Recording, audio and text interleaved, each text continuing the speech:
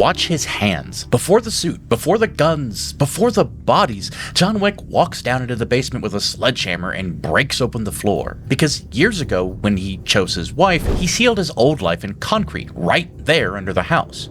The guns, the gold, the man he used to be, all buried. And the moment he has a reason, he digs it back up. That is the whole story in one shot. Everybody remembers the puppy, but almost nobody remembers what came with the puppy. Because a dog is not the only thing Helen left him. She left him instructions, and the instructions said the opposite of everything he's about to do. In this movie, and in the 3 that follow it. This channel takes the story a film is actually telling and holds it next to the one you think you watched. And the one you think you watched is a love story. A grieving husband honors his wife across 4 films and 1,000 bodies.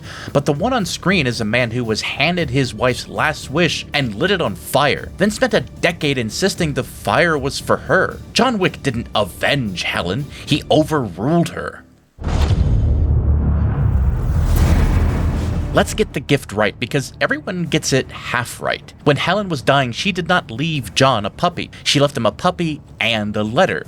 And they came together. The dog is a living thing to love. The letter is the reason she sent it. She tells him the illness is over, and then she tells him what to do about it. And now that I have found my peace, find yours. Watch his face while he reads it. He comes apart in tears, alone on the floor with a dog and 9 words. And think about what those words mean. Helen knew exactly who she married. She knew what he was before her and what he might slide back into without her. So she did not leave him a weapon. She did not leave him a name to go kill. She left him a heartbeat and a sentence. And the sentence was about living. That puppy is not a memorial, it is life support with a tail. And the man receiving it already agreed with her. We know that because of the floor. Somewhere in his past, John wanted out so badly he took on a job the underworld still calls impossible, just to earn his exit. And when he got it, he didn't keep a gun in the nightstand for old time's sake. He took his whole arsenal and his fortune and set them in concrete under his own basement. You don't entomb your whole life unless you mean for it to stay dead. That concrete is a promise to her. So now we have the whole picture. She asked him to live in peace. He had already buried the man who couldn't. 2 people, 1 agreement, sealed into the foundation of a house. Which leaves exactly one question. When the dog dies, does John keep the promise in the floor or take a sledgehammer to it? Alright, so hold that thought, because whatever he picks up, the man does it looking immaculate. Grief has never been this well groomed, so if you want a beard as epic as John Wick's, or as mediocre as mine, it all lives in one box, the LOVERY Beard Kit. Wash, 2 oils, balm, brush, comb, scissors, a barbershop, and a gift box. Softens it, kills the itch, makes it behave. Affiliate links down below. It really helps the channel, so go check it out. Get a beard worthy of the Baba Yaga. Okay, and now the sledgehammer. You already know the answer. He breaks the floor, and the framing tells you everything. This is not a man falling apart. There's no screaming, no coming undone. He doesn't even change his shirt, still wearing the blood from earlier, and every move is slow and deliberate. Then he goes down to the basement and hammers through the concrete and lifts the old self out of the grave he dug for it. The guns and the gold coins that spend in a world Helen never touched. And when Vigo explains who John is, he does not describe a grieving husband. We call him Baba Yaga, the one you sent to kill the fucking boogeyman. But that biography is the pre-Helen John, the part people skip. The man who restored a farmhouse and named a dog and buried his guns in the floor, that is the Helen era John. These are 2 different men. So when the killer comes back, he's not honoring the life he had with her, he's erasing it. He is switching the old man back on, the exact man she pulled him out of. He buried those guns in concrete for her, and he dug them back up for a puppy. Now you might say this guy is a hitman, violence is the only tool he has. Fair, but also not true. He had another tool. It was sitting on the kitchen table in her handwriting, and it said, "Live and find peace." He chose the sledgehammer. So he answers a dying woman's plea for peace with a body count. The chop shop, the club, the hotel. Watch the trail and then say he did it to honor Helen out loud and listen to how it stops fitting. But if this is a betrayal, some part of John should know it, and he does. He says it out loud, bleeding on his knees, dragged into a church. Late in the film, Vigo's men take John alive and haul him into the deconsecrated church Vigo uses as a vault. Wrists zip-tied and beaten. It was just a fucking car, just a fucking dog. And from the chair, John corrects him. Listen to what he says the dog actually was. When Helen died, I lost everything until that dog arrived on my doorstep. A final gift from my wife.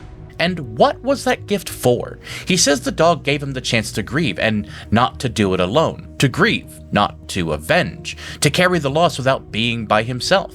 That is what John says the gift was for, in his own mouth, while tied up in the middle of his revenge. The dog was Helen's tool for helping him live through her death, and his response to losing that tool is to stop living and start killing. He understood the gift perfectly. He used it backwards. And in a second, the movie itself is going to try to let him off the hook. Before it does, I have to clear the take that sounds like mine and is its opposite. It was never about the dog, it was about Helen. She was his last tie to being human. The dog was the last piece of her, so when the dog died, the killer came back.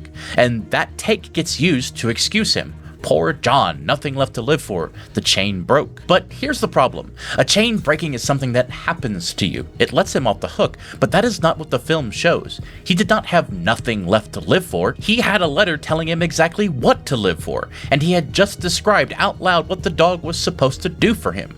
He did not lose his reason to live, he overruled his reason to live. That is not a tragedy that happened to John Wick. That is a decision John Wick made. I don't know for certain how John weighed that letter in his own head. The film never gives us a line where he says Helen would be ashamed, so when I say he betrayed her, I'm connecting two things and calling the connection what it is. An inference. But it is an inference between two facts that are both on screen. Her words say live, his actions say kill. I'm just pointing at the gap. And the first film almost lets him off the hook for it, because it ends like he heard her.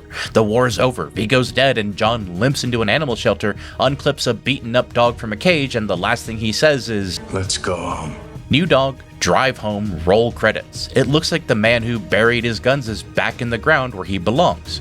It looks like he finally listened. But 3 more movies exist to tell you he didn't, because they put the exact choice in front of John out loud on purpose, and we get to watch him answer. By the sequels, the franchise stops being subtle and starts asking John the question to his face. Winston asks it most clearly. He lays out 2 ways for John to end up. Who do you wish to die as? The Baba Yaga, or as a man who loved and was loved by his wife? 2 identities named out loud, and John gets to pick. They are the same 2 men from the basement, the one in the concrete and the one who buried him, then the deepest version of it in the desert. John has crawled to the edge of the world to beg the High Table's elder for his life, and the elder asks him the only thing that matters. Why do you wish to live? My wife. That answer is so close to the truth that it hides the lie. He says he wants to live for Helen. Good, but watch what he agrees to in the same breath. The elder's deal is that John gets to keep living only as the killer, bound to the table. Or continue to live and remember through death. And John takes it. He says he lives to remember her and signs up to keep being the man she begged him to stop being. That is the whole betrayal in one negotiation. Helen never asked him to remember her. She asked him to live. He swapped her actual instruction for a version he likes better, where loving Helen means killing forever in her name. The elder, who has seen everything, says it flat. Never seen a man fight so hard to end up back where he started. And the franchise keeps stripping her away to drive it home. The photos burn and he turns to the gun. The ring comes off and the war carries on. Stop on that second one though, the ring, because it is the cruelest image in the saga, and it is a small one. In that same desert meeting to prove his loyalty and buy back the only life the table will give him, John takes the blade and cuts off his own ring finger, and the thing he hands over is his wedding ring. I will be of service. Think about what that shows. In the first film, he buried the killer in concrete for Helen. Here, he severs the whole marriage, the ring, the finger that wore it, the literal symbol of his vow to her, and gives it to the table to keep the killer alive.